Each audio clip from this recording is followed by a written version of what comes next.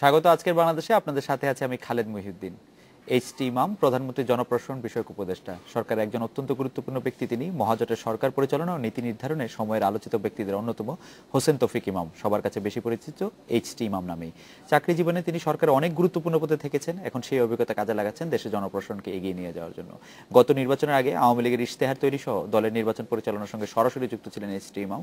এরপর কেটে গেছে প্রায় 4 বছর। এই সময় অঙ্গীকারে কতটা পূরণ হলো তা বিচার করার সময় এসেছে। জাতীয় নির্বাচনের 1 বছর বাকি থাকতে সরকারের সাফল্য ব্যর্থতার হিসাবও করছে মানুষ। এইচ.টি. ইমামের কাছ থেকে জানবো সেই হিসাবের পরিসংখ্যান, সেই সঙ্গে আলোচনায় খুঁজবো বিভিন্ন প্রশ্নের উত্তর। জানিয়ে রাখি, আজকের বাংলাদেশের মতামত প্রশ্ন পাঠাতে SMS পাঠাতে পারবেন ইমেল করতে, লিখতে পারবেন ফেসবুক ও টুইটারে। জানাবো এইচ.টি. ইমাম, আমাদের স্টুডিওতে আপনাকে স্বাগতম। আপনাকে অসংখ্য ধন্যবাদ। ইন্ডিপেন্ডেন্টে আরেকবার আসতে পেরে আমি নিজে অত্যন্ত আনন্দিত। জি, আপনাকে অনেক ধন্যবাদ। আমরা আসলে আজকে প্রায় 4 বছর হতে চলছে আওয়ামী লীগ সরকারের এই দফায় শাসন।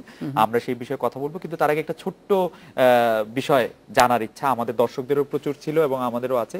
সেটা হচ্ছে যে প্রধানমন্ত্রী অর্থনৈতিক বিষয়ক উপদেষ্টা মশিউর রহমানের বর্তমান স্ট্যাটাস প্রসঙ্গে আপনি যদি একটু বলতেন যে মশিউর রহমান সাহেব কি এখন ছুটিতে আছেন না, মানে মশিউর রহমান সাহেব এখন। আমি ঘুরিয়ে বলতে পারি যে মশিউর রহমান সাহেব সরকারের সঙ্গে এখন সরাসরি সম্পৃক্ত নেই এবং তিনি তদন্ত প্রভাবিত করতে পারা কিংবা কোনো রকমে তদন্তের সঙ্গে কোনো রকম এখন যেটা চলছে আর কি, যেটা আলাপ আলোচনা চলছে, সেগুলোর তার ধারে কাছেও তিনি নেই। অর্থাৎ মোটামুটি এখন ছুটিতে যেহেতু, কাজেই এ সম্পর্কে এর চেয়ে বেশি আর কিছু বলা যাবে না। বিষয়টি পরিষ্কার। আপনি এখানে একটা কথা আমি বলে নেই, এইটা নিয়ে খামাখা একটু ঝড় উঠেছিল যে তিনি অফিসে গেছিলেন একদিন। জি, এখন আমাকে অনেকে জিজ্ঞেস করেছে, জি, নাফিসাও জিজ্ঞেস করেছিল সেদিন। আমি ইন্ডিপেন্ডেন্ট নাফিসাকে একটু বড় ইন্টারভিউ দিয়েছি। আমি বললাম যে ছুটিতে থাকলে আমার কি নিজের কোনো প্রয়োজনে আমি অফিসে যেতে পারি না? ছুটিতে থাকলে তো আমি বেতন নেব, বেতনের বিল সই করতে যেতে হয়, তারপরে আমার বই রেখে আসতে পারি, হয়তো আমার কোনো কাগজপত্র কোনো নথিপত্র রেখে এসেছি, এরকম হয়, আমারও হতে পারে। স্যার, আমরা একটু ভুল বুঝেছিলাম, উনি বলেছিলেন যে আমার ছুটি শেষ হয়েছে তাই ফিরে এসেছি, সেই জন্য একটু ভুল বোঝাবুঝি হয়েছিল। ডেটটা হয়েছিল সেই হিসেবেই, তবে উনি আবার ছুটি নিয়েছেন। যাক, আমরা একটু মানে নির্বাচনের ইশতেহার এবং এই 4 বছরের সরকার প্রসঙ্গে একটু ফিরে আসি। আমরা স্পষ্ট দেখতে পাচ্ছি যে আওয়ামী লীগ যেই সব বিষয়গুলিকে অগ্রাধিকার দিয়েছিল তার অবস্থাটাই আপনার কাছে একটু জানতে চাইবো জনাব এইচ.টি. ইমাম, যদি আপনি একটু বলেন। আমি যদি একটু প্রথম দিকে যাই, যে অগ্রাধিকারের 5টি বিষয়ের যেটি 2 নম্বর দফায় আছে সেটা হচ্ছে দুর্নীতির বিরুদ্ধে কার্যকর ব্যবস্থা। ওর মধ্যে একদম স্পষ্ট বলা হয়েছিল যে ক্ষমতাধরদের বার্ষিক সম্পদ বিবরণ দিতে হবে এবং বলা হয়েছিল যে রাষ্ট্র সমাজের সকল স্তরের ঘুষ, দুর্নীতি উচ্ছেদ, অনপরিচিত আয়, ঋণ খেলাপি, চাঁদাবাজি, টেন্ডারবাজি, কালো টাকা, পেশির শক্তি প্রতিরোধ ইত্যাদি করা হবে। এর একটা ভালো প্রভাব আমরা 5.3-এও পাই, মানে ইশতেহারে 5.3, যেখানে বলা হয়েছে যে নির্বাচন কমিশন নির্বাচন পদ্ধতি চলমান সংস্কার অব্যাহত থাকবে। প্রধানমন্ত্রী, মন্ত্রিসভার সদস্য এবং সংসদ সদস্য তাদের পরিবারের সম্পদের হিসাব ও আয়ের উৎস প্রতি বছর জনসমক্ষে প্রকাশ করা হবে। এই সম্পর্কে যদি স্যার একটু বলতেন। এটা মানে এটা আমি নিজের কথা জানি এবং আমাদের অন্যান্য মন্ত্রী এবং আমাদের সহকর্মীদের কথা জানি যে সবাই সম্পদের এবং তাদের আয় ব্যয়ের হিসাব সবাই দিয়েছেন জনসমক্ষে। সেটি প্রকাশিত হয়নি। এই বিষয়টা সম্পর্কে পরে অনেক চিন্তা ভাবনা করে, কারণ দিলে নানা রকম প্রশ্ন ওঠে, অনেক রকম ইয়ে করতে পারেন, অকারণে একটা আলোচনা উঠতে পারে। সেই জন্য এই বিষয়টা পরবর্তীকালে আবার দেখা গেছে যে, যেমন ধরুন ইনকাম ট্যাক্স, আমি যে পরিসম্পদের আমার সম্পদ এবং আয় ব্যয়ের যেটি হিসাব দিয়েছি সেটি তো আমার ইনকাম ট্যাক্সের উপরে বেস করে, আমার ব্যাংক অ্যাকাউন্ট ইত্যাদি, এগুলো কিন্তু প্রিভিলেজড ইনফরমেশন। অর্থাৎ এই শুধুমাত্র ক্লায়েন্ট এবং ব্যাংকের সঙ্গে সম্পর্ক, অথবা ক্লায়েন্ট অথবা বিজনেসের সঙ্গে সম্পর্ক, এগুলো জনসমক্ষে দেওয়া বোধহয় সমীচীন নয়। জি, তো পাবলিক পার্সনদের ক্ষেত্রে তো একটু আমরা যেটা বলি আর কি সাংবাদিকতার ভাষায়, যে আমরা তো ঘরের মধ্যেও আসলে উকি দিতে চাই, যেহেতু আপনাদের নিয়ে আগ্রহ বেশি থাকে। তো জনসমক্ষে না দেওয়ার ব্যাপারে আপনারা সিদ্ধান্ত নিয়েছেন যে আপনারা এটা জনসমক্ষে আনছেন না? না, এই সম্পর্কে কোনো সিদ্ধান্ত হয়নি, তো আমার জানা মতে কোনো সিদ্ধান্ত হয়নি। হয়তো এমনও হতে পারে যে পরে মাননীয় প্রধানমন্ত্রী যদি সিদ্ধান্ত নেন কিংবা ক্যাবিনেট যদি সিদ্ধান্ত নেয় তাহলে প্রকাশ করা হবে। আমার দিক থেকে আমার তো কোনো আপত্তি নেই। আচ্ছা, আরেকটি বিষয় সেটি হচ্ছে যে জ্বালানির ক্ষেত্রে তেল, গ্যাস, কয়লা, জলবিদ্যুৎ, বায়োগ্যাস, জৈব শক্তি, বায়ুশক্তি, সৌরশক্তি সহ জ্বালানির প্রতিটি উৎসের অর্থনৈতিক ব্যবহার নিশ্চিত করা এবং একটি সার্বিক জ্বালানির নীতি প্রণয়ন করার কথা আপনারা বলেছিলেন। এই ব্যাপারটি এখন কোন অবস্থা? এখানে কিন্তু আমরা অনেক এগিয়েছি। জ্বালানি আপনারা জানেন যে এর মধ্যে যে অনেক চেষ্টা করেও অনেকগুলো গ্যাসের নতুন কূপ খনন হয়েছে, গ্যাসের উৎপাদন অনেক বৃদ্ধি পেয়েছে এবং এখন সারা দেশেই বিশেষ করে সোলার পাওয়ার, সৌর বিদ্যুতের ব্যবহার এটাও অনেক বেড়েছে। উইন্ড পাওয়ার সম্পর্কে আমরা আলোচনা করে দেখেছি, অনেক করে আমাদের বাংলাদেশের মধ্যে খুব বেশি একটি এর ব্যবহার অত সম্ভব নয়, কিন্তু সোলার পাওয়ারের বিরাট একটা এখন আমি বলবো বিপ্লব ঘটে গেছে। গ্রামে গঞ্জে বিভিন্ন জায়গায় গেলে যা পাবেন একেবারে প্রত্যন্ত অঞ্চলে সোলার পাওয়ার ব্যবহার হচ্ছে। আর সরকারের একটা নীতি আবার বিশেষ করে ঘোষণা করা হয়েছে এবং সেটি পালন করা হচ্ছে। যেমন রাজুককে বলে দেওয়া হয়েছে যে কোনো নতুন বিল্ডিংয়ের অনুমতি দেওয়া হবে না যদি সোলার পাওয়ারের ব্যবস্থা না থাকে। আবার তেমনি সরকারের কোনো প্রকল্পে কিংবা সরকারের অনুদানে, সরকারি অর্থে যদি যে কোনো প্রকল্প যদি তৈরি হয়, প্রস্তুত হয়, সেখানেও কোনো যদি বিল্ডিং থাকে, স্থাপনা থাকে, সেখানে 3টি জিনিসের উপরে ন্যাশনাল ইকোনমিক কাউন্সিল, জাতীয় অর্থনৈতিক পরিষদের একেবারে 2009 সালে সিদ্ধান্ত হয়েছে এবং সেটি তখন থেকেই পালন করা হচ্ছে। এক, যে প্রত্যেকটি ক্ষেত্রে যেমন নতুন দুর্যোগ ব্যবস্থা কেন্দ্র যেগুলো, আশ্রয় কেন্দ্র যেগুলো সমুদ্র উপকূলে, সেগুলো থেকে শুরু করে অন্যান্য সব জায়গাতেই একটু বিবরণ দিলে বুঝতে পারবেন। বলা হয়েছে যে প্রথমে থাকতে হবে কিংবা স্কুল, কলেজ, যাই হোক যে কোনো স্থাপনা, সৌর বিদ্যুতের ব্যবস্থা থাকতে হবে, সোলার প্যানেলস। 2 নম্বর, রেইন ওয়াটার হারভেস্টিং, অর্থাৎ বৃষ্টির পানি ধারণ করে রাখা। বৃষ্টির পানি সবচেয়ে পরিষ্কার ভালো পানি, সুপেয় পানি। সুপেয় পানির ব্যবস্থার কথা আমরা ইয়েতে বলেছি।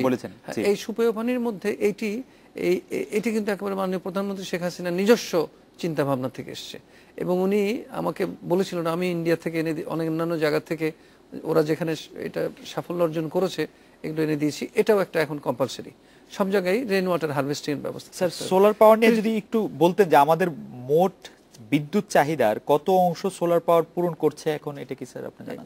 এই পরিসংখ্যানটি আমার কাছে নেই স্যার। আমি আপনাকে একটু বলতে পারি যে এটা একটু লেস দ্যান 5% কিন্তু স্যার এখনো। লেস দ্যান 5% হলেও আমাদের মতো দেশে যেখানে এই জিনিস এবং সোলার পাওয়ারের ক্যাপিটাল ইনভেস্টমেন্ট তো বেশ, এইটা একটু আয়ত্তের মধ্যে আনার চেষ্টা করছি আমরা। যদি এই চাইনিজ যে ইয়ে আছে, ওদের যে আপনার নতুন ধরনের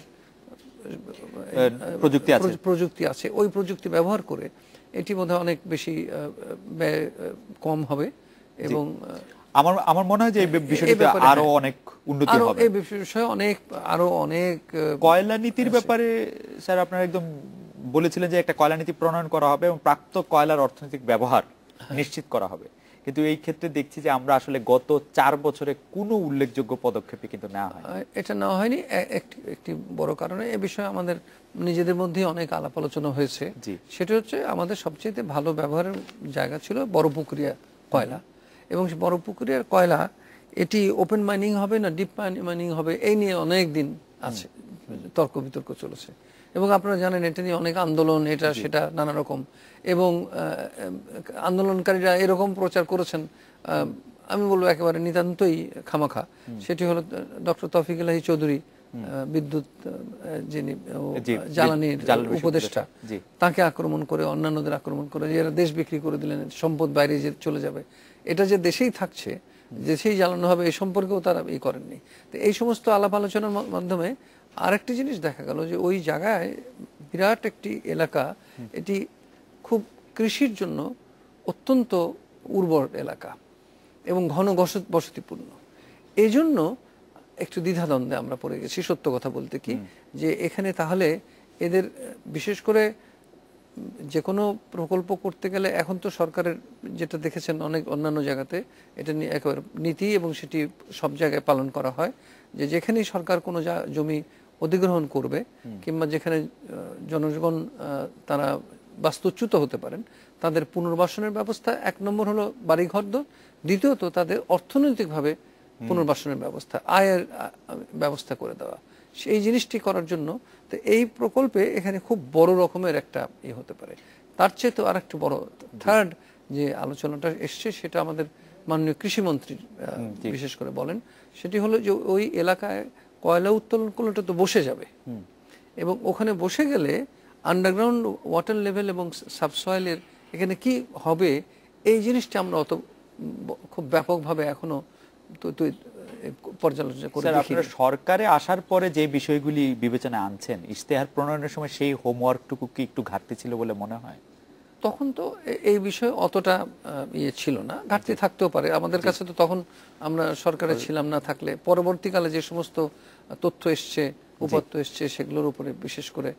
কিন্তু আমরা জ্বালানি ক্ষেত্রে মানে যত রকম ভাবে সম্ভব এগিয়ে নিয়ে যাওয়ার চেষ্টা করছি, এবং এই যে এই ক্ষেত্রে জ্বালানির পাশাপাশি বিদ্যুৎ উৎপাদন এসে যাবে, হয়তো আপনি সে সম্পর্কে প্রশ্ন করতে পারেন। জি, আমি এই প্রসঙ্গে আবার আসবো। আমি একটু বলি যে ইশতেহারে ছিল যে মানে স্বাধীন মানবাধিকার কমিশন গঠন করা হবে, ন্যায়পাল নিয়োগ করা হবে, বিচার বহির্ভূত হত্যাকাণ্ড বন্ধ করা হবে। এর মধ্যে স্বাধীন মানবাধিকার কমিশন গঠন করা হয়েছে, কিন্তু বিচার বহির্ভূত হত্যাকাণ্ড বন্ধ করা হয় নাই, ন্যায়পাল নিয়োগ করা হয় নাই। এটা আমি বলবো না।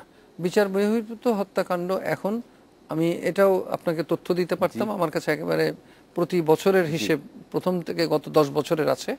আস্তে আস্তে এখন আমরা যখন প্রথম আসি, প্রথম দিকে তখনও কিন্তু আগেকার সরকারের তো থাকে সরষে ভূত তো থাকেই, সে সমস্ত সত্য কথা।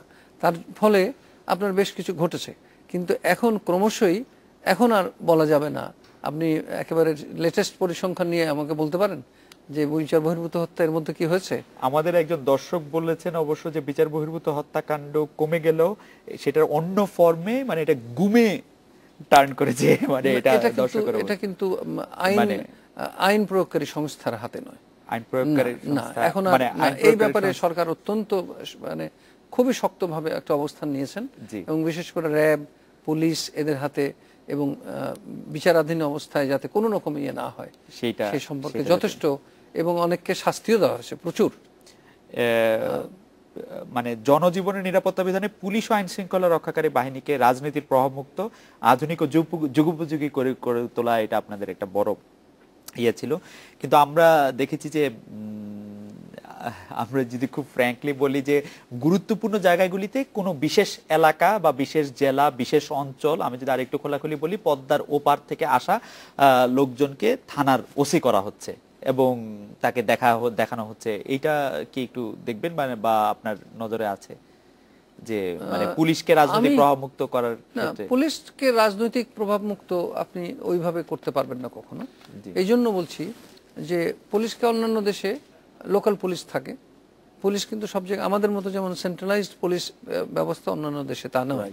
আপনি আমেরিকা, ইউরোপে সব জায়গায় দেখবেন সেন্ট্রাল পুলিশ খুব কম, একটু ছোট আউটফিট, আর অধিকাংশই কাউন্টি পুলিশ, বারা পুলিশ, কিংবা আপনার ইউনিভার্সিটি পুলিশ, যাই হোক ক্যাম্পাস পুলিশ এরকম থাকে, আপনার বিভিন্ন সংস্থা থাকে। তো সেক্ষেত্রে স্থানীয় প্রশাসনের অধীনে সেখানেও পলিটিক্যাল পুলিশ চিফ ইলেক্টেডও হন, অনেক জায়গাতে আছে। আমাদের এখানে পুলিশ সরকারের মানে স্বরাষ্ট্র মন্ত্রণালয়ের অধীনস্থ একটি অধিদপ্তর। এখন সেক্ষেত্রে পুলিশ সরকারের মানে স্বরাষ্ট্র মন্ত্রণালয়ের অধীনস্থ একটি অধিদপ্তর। এখন সেক্ষেত্রে রাজনৈতিক বিবেচনা থাকবেই উপরের দিকে, কিন্তু পুলিশ প্রশাসন এমনি পরিচালনার ক্ষেত্রে আঞ্চলিকতার ওইরকমভাবে আপনি যেরকমভাবে বলছেন ওরকম প্রকট নয়। তবে এমন ঘটে গেছে, এটা আমি কাকতালীয় বলবো, যে একই সময়ে একই জায়গার অনেক লোক এসে গেছেন। কিন্তু এখন আমি নিজে পুলিশের যে নতুন ট্রেনিং নেওয়া এবং নতুন প্রশিক্ষণ, পুলিশের সম্প্রসারণ, পুলিশ বাহিনীর সম্প্রসারণ, আধুনিকায়ন, এটির সঙ্গে আমি এবং ডক্টর মশিউর রহমান সাহেব আমরা দুজনে খুব গভীরভাবে সম্পৃক্ত ছিলাম, এখনো আছি। এখন ডক্টর মহিউদ্দিন খান আলমগীর নিজে দেখছেন, কিন্তু আগেও ডক্টর মিস সাহারা খাতুন থাকতেও তখনও আমরা এটা দেখতাম। একেবারে পুরো প্রায় 32,000 নতুন পুলিশ নিয়োগের সিদ্ধান্ত হয়েছিল, তার মধ্যে 23-24 হাজার হয়ে গেছে। এটির সাথে আবার সঙ্গতি রেখে তার মধ্যে পুলিশ অফিসার কীরকম লাগে ওই হিসেব করে যে কতজন পুলিশের কতজন অফিসার লাগে একেবারে বিভিন্ন র্যাঙ্কে 1000-এর বেশি দারোগা নিয়োগ করা হয়েছে এবং এটি এত স্বচ্ছ এবং এত সুন্দরভাবে হয়েছে সারা দেশে দারোগা এবং অফিসার নিয়োগ। আর বিসিএস পুলিশ তো পাবলিক সার্ভিস কমিশন থেকেই হয়। এদের নতুন একটা চিন্তা ভাবনা, নতুন ধরনের শিক্ষা দেওয়া, এগুলো আমরা সিলেবাস পর্যন্ত বলে দিয়েছি যে ইন্ডাস্ট্রিয়াল পুলিশ যেমন নতুন একটি আউটফিট তৈরি হয়েছে জানেন আপনি, শিল্প পুলিশ, তাদের কী রকমের শিক্ষা দেওয়া হবে, প্রশিক্ষণ দেওয়া হবে, যেমন ইন্ডাস্ট্রিয়াল রিলেশনস, লেবার রিলেশনস, মানুষের সঙ্গে ব্যবহার, শ্রমিকদের সঙ্গে ব্যবহার, শ্রমিক আইন, প্রত্যেকটি সম্পর্কে আমরা বলেছি এই থাকতে হবে। মহিলা পুলিশ আমরা বলেছি এত ভাগ নিতেই হবে সব জায়গায় মহিলাদের অধিকার সংরক্ষণ করার জন্য, এই সব জায়গায় সেক্ষেত্রেই এগুলো বলা হয়েছে। অনেক পুলিশের আধুনিকায়ন অনেক হয়েছে, অস্ত্র শস্ত্র, তাদের যানবাহন সব দিক থেকে, এবং আমাদের তো সীমাবদ্ধ আমাদের ক্ষমতা, সম্পদের সীমাবদ্ধতার জন্য, তবুও পুলিশের ক্ষেত্রে আমার মনে হয় সরকার যথেষ্ট উদারভাবেই এগুলো দিয়েছেন।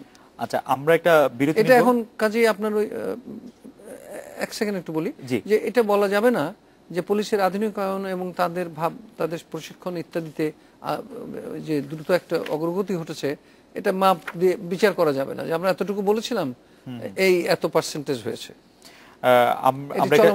আমরা একটা বিরতি নিব। বিরতি নেওয়ার আগে আপনাকে মানে আপনাদের প্রণীত বা আপনার প্রণীত ইশতেহার থেকে একটি অংশ একটু পড়ে শোনাই। আমার প্রণীত নয়, মানে আপনি এটার সাথে জড়িত ছিলেন খুব ইয়েতে। জি, দলীয় ক্যাডারদের নিয়োগদানের জন্য কর্ম কমিশনের প্রশ্নপত্র ফাঁস নিয়ম হয়ে দাঁড়ায়, কারণ শত শত উচ্চপদস্থ বেসামরিক সামরিক পুলিশ কর্মকর্তাকে পদচ্যুত বাধ্যতামূলক অকালীন অবসর প্রদান করার পাশাপাশি দলীয় অনুগত অযোগ্য ব্যক্তিদের নিয়ম বহির্ভূতভাবে পদোন্নতি প্রদান ও নিয়োগ দান করে। এইটা ইশতেহারে ছিল জোট সরকারের কথা সম্পর্কে। তো আমরা কর্ম কমিশনের প্রশ্নপত্র ফাঁসের ঘটনা এবছরও দেখেছি। এই সম্পর্কে আপনার কাছে এই সম্পর্কে আপনি শুনবো। আমরা একটা বিরতি নিচ্ছি।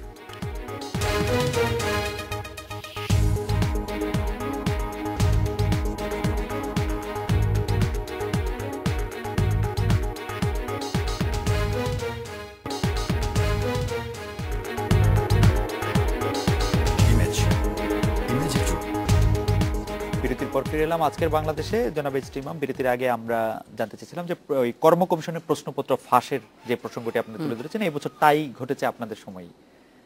আমি এই প্রশ্নের সরাসরি উত্তর দিই। জি, আমরা আসার পরে আমরা সরাসরি আগের সমস্ত অভিজ্ঞতা দেখেছি যে সেখানে কিভাবে প্রশ্নপত্র ফাঁস, কেন প্রশ্নপত্র এমনি দিয়েই দেওয়া হতো, এবং অনেক ক্ষেত্রে প্রশ্নপত্র দেওয়া হতো না, খাতায় লিখেই এমনিতেই মার্কশিট তৈরি করে যে তালিকা যেত হাওয়া ভবন থেকে, সেই তালিকা অনুযায়ী চাকরি দেওয়া হতো। এবং আমাদের এরকম ঘটনাও দেখতে হয়েছে যে পাবলিক সার্ভিস কমিশনের একজন সদস্য তিনি রীতিমতো মামলায় কারাদণ্ড ভোগ করেছেন, পালিয়ে বেরিয়েছেন। এবং সেখানে এরপরে ডক্টর সাদাত হোসেনকে যখন তত্ত্বাবধায়ক সরকার সময়ে যখন চেয়ারম্যান করা হলো, ডক্টর সাদাত হোসেন এসে, আমি তাকে বিশেষভাবে অভিনন্দন জানাবো, উনি অত্যন্ত ভালো কাজ করেছেন। ওখানে খুব শক্ত হাতে অ্যাডমিনিস্ট্রেশনটাকে, পাবলিক সার্ভিসেস কমিশনের অ্যাডমিনিস্ট্রেশনটাকে উনি নতুনভাবে সাজিয়েছিলেন। এবং তার সাথে তখন আমাদের সঙ্গে যথেষ্ট সহযোগিতা ছিল। একসঙ্গে মিলে আমরা পাবলিক সার্ভিস কমিশনের নতুন সদস্যদের যেমন দিয়েছি, কারো শিক্ষা দীক্ষা, কারো সততা সম্পর্কে কোনো প্রশ্ন নেই, একেবারে প্রশ্নাতীত, সকলেই ইউনিভার্সিটি এবং অন্যান্য জায়গা থেকে যারা এসছেন, এবং তারা এসে যে কাজটা করেছেন পাবলিক সার্ভিস কমিশনে এখন সবচেয়ে উল্লেখযোগ্য সেটা হলো যে পরীক্ষার ওই প্রশ্নপত্রের জন্য কিংবা আপনার রেজাল্টের জন্য এখন আর কারো মুখাপেক্ষী হয়ে থাকতে হয় না, সবই অনলাইন করে ফেলেছেন ওরা, এবং ট্রান্সপারেন্সি অনেক বেশি এনশিওর করেছেন। এবং গত কয়েক বছরে যে কটি বিসিএস পরীক্ষা হয়েছে, অন্যান্য পরীক্ষা তো একসাথে অনেক হচ্ছে, কিন্তু সবচেয়ে উল্লেখযোগ্য হচ্ছে বিসিএস পরীক্ষা, যেটি বিসিএস 28তম বিসিএস থেকে শুরু করে আমরা আসার পরে 29, 30, 31, এখন 32 হচ্ছে। এই যে এতগুলো পরীক্ষা গেল, কোনো পরীক্ষাতে কিন্তু কোনো রকম প্রশ্নপত্র ফাঁস হয়নি, কোনো রকম অনিয়মের কথাও কেউ উঠাতে পারেননি, এবং কোনো স্বজনপ্রিয়তা হয়েছে এ কথাও কেউ বলতে পারবেন না, কেননা স্বজনপ্রিয়তার স্কোপই খুব কম। লিখিত পরীক্ষায় নম্বর এত বেশি যে সেখানে স্বজনপ্রিয়তার করার কোনো কিছু থাকে না। এবং কোড নাম্বার দিয়ে এখন তারা যে প্রশ্নপত্রগুলো করেন সেগুলো আবার প্রতিটি প্রশ্ন বিষয়ের জন্য 4টি করে সেট থাকে। কোন প্রশ্নপত্রটি ওই দিন হবে সেটি শেষ মুহূর্তে চেয়ারম্যান জানিয়ে দেন। কাজে এটি ফাঁস হওয়ার কোনো প্রশ্ন ওঠে না। তাহলে আপনি জিজ্ঞেস করতে পারেন এবারে ঘটলো কেমন করে। এবারে যেটা ঘটেছে সেটা পাবলিক সার্ভিস কমিশন তার জন্য মোটেও দায়ী নয়।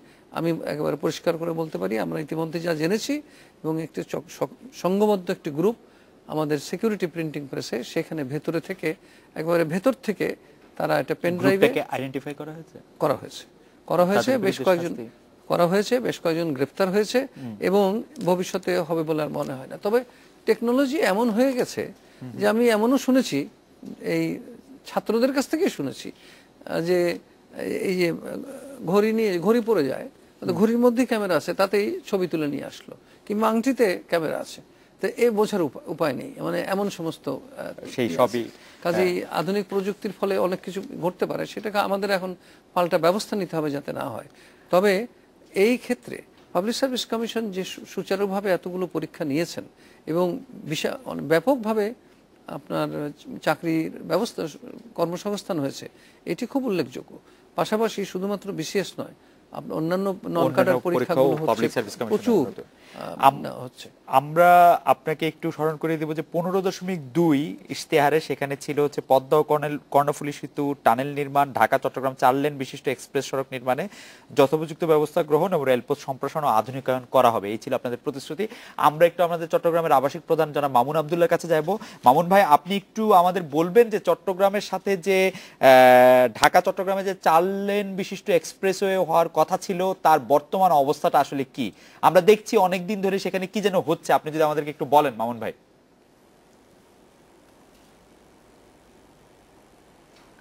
ধন্যবাদ খালেদ ভাই, ঠিকই বলেছেন। এই 4 লেন হওয়া না হওয়া নিয়ে অনেক দিন ধরে আমরা শুনছি যে এই 4 লেন হয়ে যাচ্ছে, এরকম করে করে অনেক দিন পার হলো, কিন্তু এখনো আমরা দেখি যোগাযোগ মন্ত্রীকে দৌড়ে এসে চট্টগ্রামে আসতে হয় এবং এসে ওনাকে বলতে হচ্ছে যে 4 লেন আগামী 6 মাসের মধ্যে শেষ হবে। হয়তো ওনাকে আমরা হয়তো দেখবো যে আবারও আসবেন, আবারও 6 মাস উনি সময় নেবেন। এই অবস্থা চলছে গত প্রায় এই সরকারের 4 বছরের আমলে আমরা দেখেছি যে 4 লেনের কাজ শুরু হয় আবার বন্ধ হয়, শুরু হয় আবার বন্ধ হয়। এর মধ্যে যোগাযোগ মন্ত্রীও পাল্টে গেছেন, আপনারা দেখেছেন।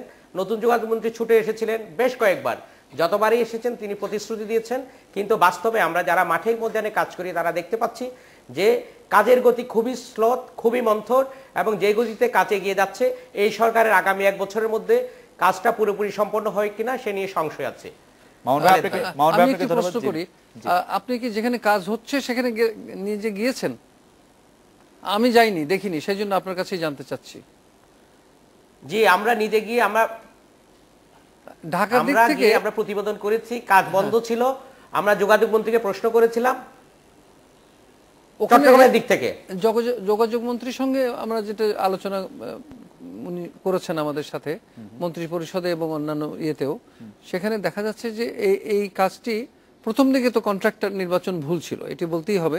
যে কন্ট্রাক্টরকে কাজ দেওয়া হয়েছিল তার এই সক্ষমতা ছিল না, আর্থিক সক্ষমতাও ছিল না, তারা চলে গেছে। আবার এখানে ভূমি অধিগ্রহণ একটা বড় বিষয় ছিল, কেননা 4 লেন করার পাশে এই এলাকাটি অনেকটা আবার নিচু এলাকার মধ্যে দিয়েও গেছে, কাজেই ওখানে অনেক দূরের থেকে মাটি আনার ব্যাপার আছে।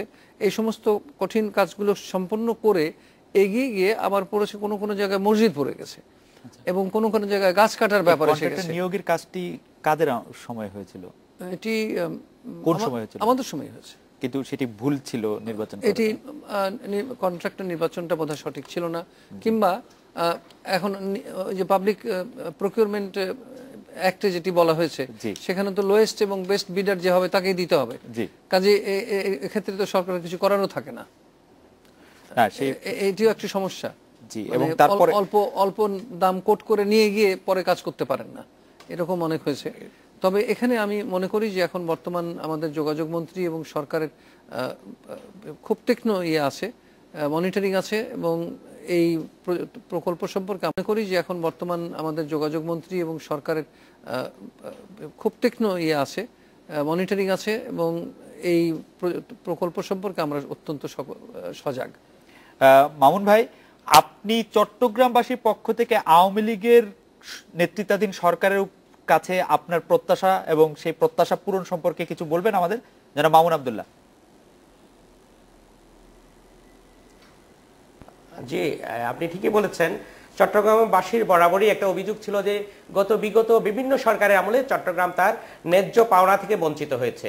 এই কারণে গত নির্বাচনের আগে আমরা দেখেছি বর্তমান প্রধানমন্ত্রী শেখ হাসিনা যখন লালদিঘির ময়দানে একটি জনসভা করলেন, উনি নিজেই বললেন যে চট্টগ্রামের দায়িত্ব এবার আমি আমার নিজের কাঁধেই তুলে নিলাম। স্বাভাবিক কারণে চট্টগ্রামের মানুষ আশা করেছিল এবার চট্টগ্রামের বাসীর হয়তো ভাগ্য খুলবে, কিন্তু বাস্তবতা খুবই কঠিন। আমরা এখন দেখতে পাচ্ছি চট্টগ্রামকে বাণিজ্যিক রাজধানী বলা হচ্ছে, কিন্তু চট্টগ্রামের শিল্প কারখানা গ্যাস বন্ধ থাকে সপ্তাহে 2 দিন, আর বাকি 5 দিন 12 ঘন্টা করে বন্ধ থাকছে। এখানে বিদ্যুতের সংযোগ বন্ধ, গ্যাসের সংযোগ বন্ধ। চট্টগ্রামের একটা আন্তর্জাতিক বিমানবন্দর আছে, এই বিমানবন্দর দিয়ে যে আন্তর্জাতিক রুটের বড় বড় এয়ারলাইন চলতো থাই এয়ারের মতো, সেগুলো বন্ধ হয়ে গেছে। চট্টগ্রামের ব্যবসায়ীরা সরাসরি বাইরে যেতে পারছেন না, ঢাকা হয়ে যেতে হচ্ছে। চট্টগ্রাম বন্দর আপনারা জানেন দেশের প্রধান অর্থনীতির গেটওয়ে। এই বন্দরের একটি টার্মিনাল লিজ দেওয়া হবে কি হবে না, এটা নিয়ে টানাহেঁচড়া চলছে গত 5 বছর ধরে, এটার কোনো সুরাহা হয়নি। চট্টগ্রামের ব্যবসা বাণিজ্য ঢাকায় চলে যাচ্ছে, ব্যবসায়ীরা বলছেন এখান থেকে সুযোগ সুবিধা প্রত্যাহার করা হচ্ছে, এটা পরিসংখ্যানও বলে। তো আমি জনাব ইসলাম সাহেবের কাছে জানতে চাইবো, এতগুলো সমস্যা সামনে রেখে চট্টগ্রাম কি করে বাণিজ্যিক রাজধানী হবে? জি মামুন ভাই, আপনাকে ধন্যবাদ। আমরা একটু খুলনায় আমাদের সোহেল মাহমুদের কাছেও একটু শুনে আসি। জনাব সোহেল মাহমুদ, আমরা আওয়ামী লীগের নির্বাচনী ইশতেহারে আমরা দেখেছিলাম যে মংলা বন্দরকে আধুনিকায়ন করার কথা ছিল এবং আরো অনেক প্রতিশ্রুতি ছিল। মূলত খুলনাবাসীর প্রত্যাশা কি ছিল আওয়ামী লীগ সরকারের কাছে সবচেয়ে বেশি এই 4 বছরে? জনাব সোহেল মাহমুদ।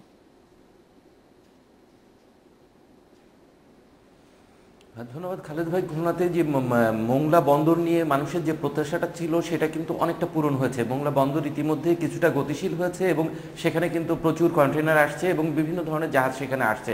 কিন্তু আমাদের খুলনাতে সবচেয়ে বড় যে সমস্যা সেটা হলো যে খুলনার যে নদী বন্দরটা রয়েছে এখানকার যে নাব্যতা সংকট রয়েছে, এই নাব্যতা সংকটের জন্য সরকার কিন্তু ইতিমধ্যে বেশ কিছু পদক্ষেপ নিয়েছে এবং এখানে ড্রেজিংয়ের জন্য একটা অনেক বড় অঙ্কের টাকাও বরাদ্দ দিয়েছে, কিন্তু সেটা এখনো পর্যন্ত আমরা দেখতে পাইনি।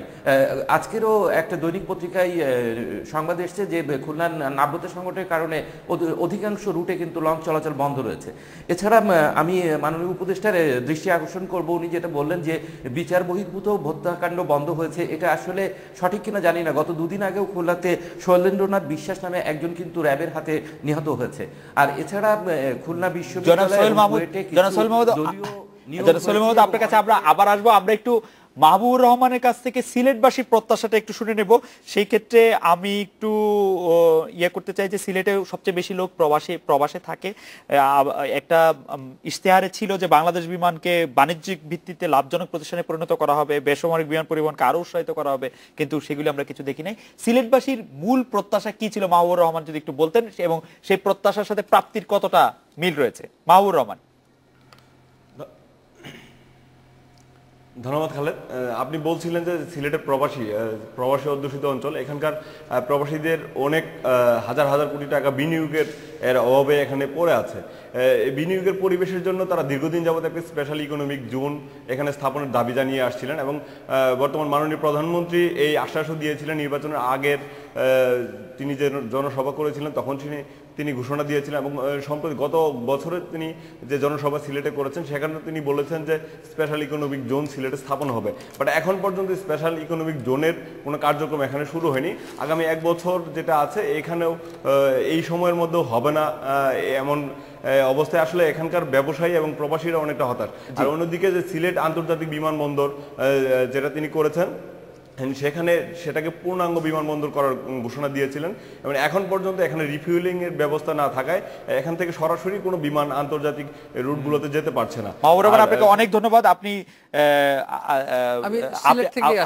নিশ্চিত 3টা মনে থাকবে, আমাদের একটা বিরতি নিতে হবে। সিলেট খুলনা চট্টগ্রাম এবং সাথে আরেকটু যদি যুক্ত করি, ইরফান আলী মন্ডল উনি বলেছেন, স্যার উপদেষ্টাদের কর্মকাণ্ডে কি সরকার বিব্রত বোধ করছে না? স্যার আপনার কি মনে পড়ে পাবনার নিয়োগ পরীক্ষা নিয়ে দলীয় ক্যাডারদের তাণ্ডব, আর সে সময় আপনার ভূমিকা, আপনি সেখানে গিয়ে সরকারি কর্মকর্তাদের দাপট দেখালেন, তাদের বিরুদ্ধে নিলেন না কোনো ব্যবস্থা। স্যার আমি ক্ষুদ্র মানুষ হলে ক্ষমা করবেন। এই সবগুলি বিষয় নিয়ে যদি আপনি একটু কথা বলেন, আমরা একটা বিরতি নিচ্ছি।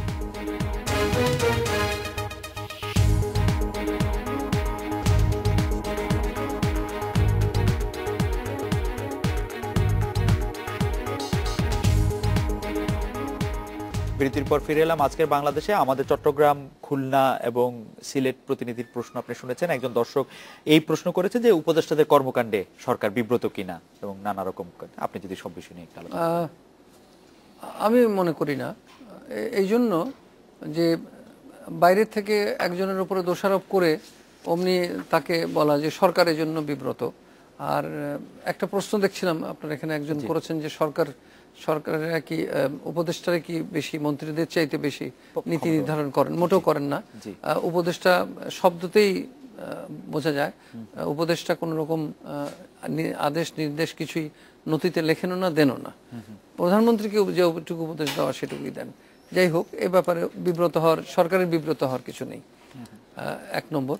আর 2 নম্বর হলো আপনার এই যে 3টি নগরের কথা বললেন, আমি খুলনা থেকে আসি। খুলনায় যেমন খুলনা একসময় একটা প্রেতের শহরে পরিণত হয়েছিল, ভৌতিক শহর হয়ে গেছিল। খুলনার সমস্ত কলকারখানা বন্ধ হয়ে গেছিল আগে, জানেন তো? খুলনার সবগুলো বড় বড় জুট মিল এবং সরকারি কলকারখানা বন্ধ হয়ে গেছিল।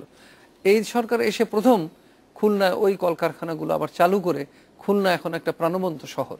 আর সবচেয়ে ভালো যেটা আমার চোখে পড়ে, খুলনার যে মেয়র খালেক সাহেব এত দিন রাত এত এরকম পরিশ্রম করেন এবং এত ভালো কাজ করছেন উনি।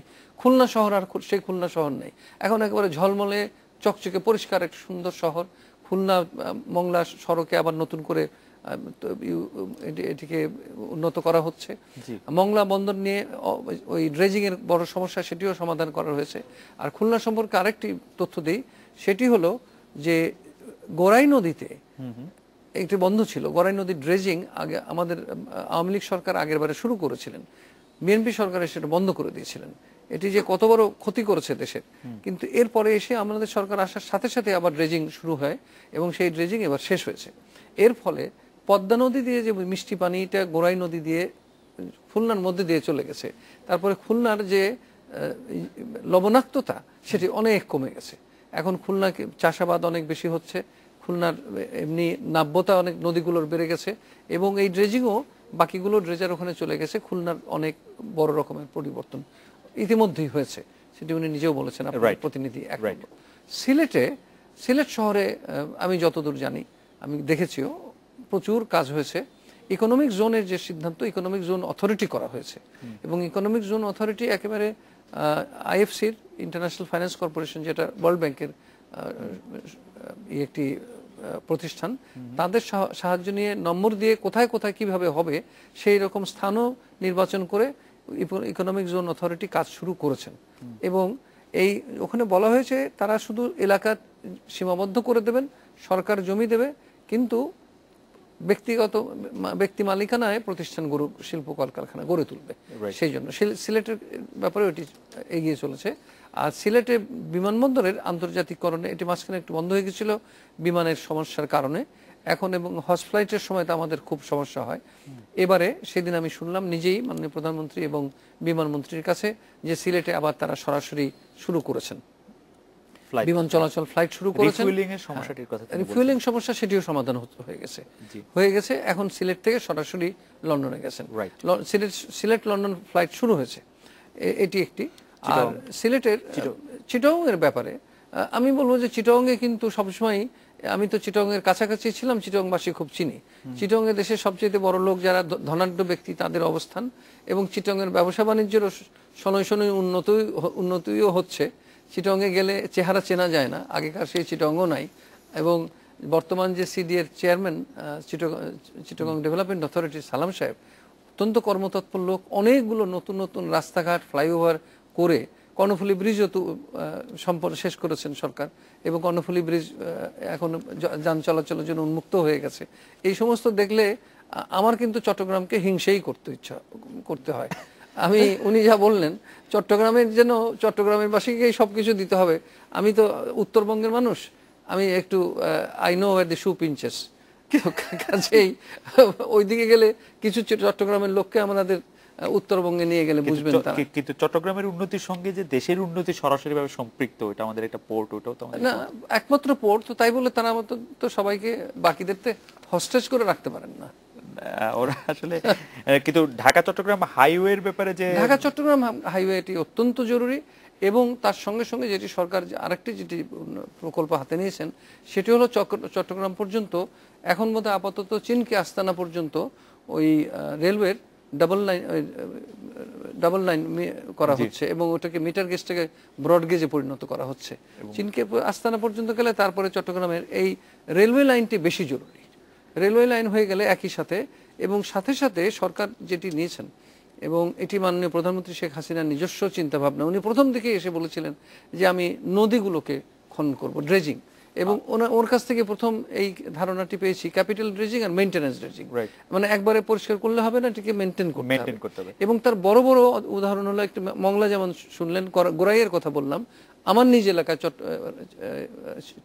যমুনা নদীর ওপারে সিরাজগঞ্জে, ওখানে ওই চাইনিজ একটু বিরাট কোম্পানি তারা কাজ করছেন এবং দেশীয় কোম্পানিরাও, তারা যমুনা নদীর পানি প্রবাহটি সম্পূর্ণ অন্যদিকে নিয়ে গেছেন এবং ওইখান থেকে যে মাটি পাওয়া গেছে সেটি দিয়ে আবার সিরাজগঞ্জ শহরের সম্প্রসারণ হচ্ছে।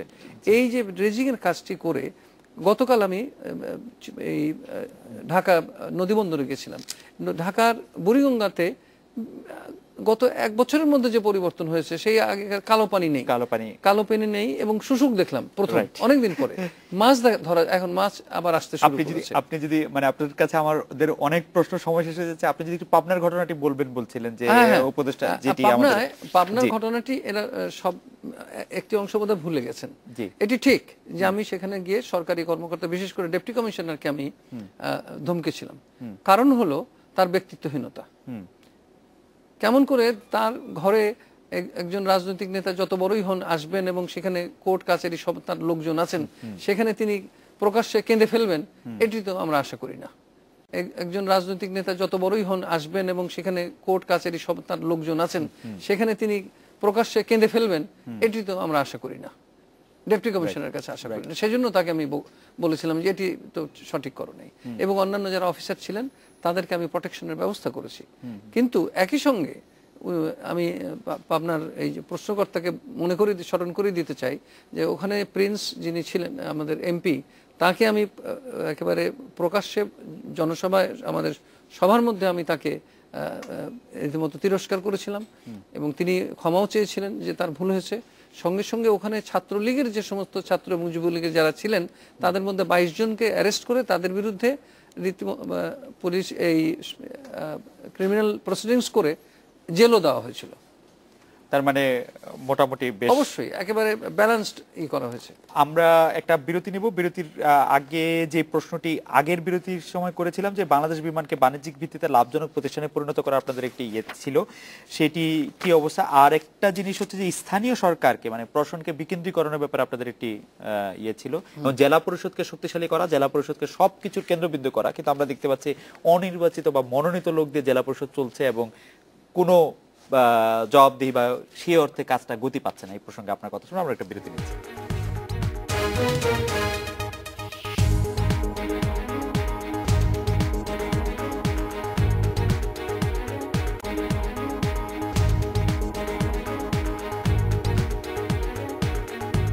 বিরতির পর ফিরে এলাম। আজকের বাংলাদেশে বিরতির আগে জানতে চেয়েছিলাম জনাব ইমাম যে আপনারা বলেছিলেন যে বিমানকে একটি লাভজনক প্রতিষ্ঠানে পরিণত করবেন, দেখা যাচ্ছে আপাততভাবে বিমান লাভজনক প্রতিষ্ঠান নয়, এটি একটি ব্যর্থতা কিনা? বিমান এখনো লাভজনক হয়নি, তবে বিমানের এর আগের কেয়ারটেকার গভর্নমেন্টের সময় যে কতগুলো সিদ্ধান্ত নিয়েছিলেন, সেটি এখন ওই সিদ্ধান্তগুলো সরকারের পক্ষে উল্টিয়ে দেওয়া একটু মুশকিলই। বিমানকে কোম্পানি করে একেবারে স্বাধীন করে যেভাবে করেছিলেন, তার অনেকটা ফল ভোগ করতে আমাদের হচ্ছে, এবং সেখানে ওই কর্মকর্তা কর্মচারীর সংখ্যা অনেক বেশি বিমানের চাইতে। তারপর নতুন বিমান সংগ্রহ করা, তো নতুন বিমান সংগ্রহের কাজটি মাঝখানে থমকে গেছিল, এখন আবার একটু গতি পেয়েছে। শিগগিরই আরো 2টো নতুন বিমান আসবে। বিমান এসে গেলে বিমানের লাভজনক না হওয়ার কোনো কারণ নেই, কারণ আমাদের শুধুমাত্র ঢাকা জেদ্দা রুটেই, Dhaka Riyadh, Dhaka Jeddah, Dhaka Dubai, এগুলোতে যদি আমরা এবং ঢাকা দিল্লিতে যদি আমরা পুরোপুরি চালাতে পারি, তাহলে আমাদের প্রচুর লাভ হবে। তবে আমি বিমানকে সবসময় বলেছি যে এটি এমন একটি প্রতিষ্ঠান যে এটি সার্ভিস ওরিয়েন্টেড এবং জনগণের প্রত্যাশা অনেক। সেখানে শুধুমাত্র বৈদেশিক রুটে লাভজনক করে আর দেশে যদি না করেন, ডোমেস্টিক রুটে যদি না থাকেন, তাহলে তো চলবে না। আমাদের সৈয়দপুরের লাইন যাওয়া দরকার, আমাদের ঈশ্বরদীতে চালানো এই দরকার, সবগুলি বিষয় নিশ্চয়ই আপনার বিবেচনায় আছে। একটু বিবেচনা আছে।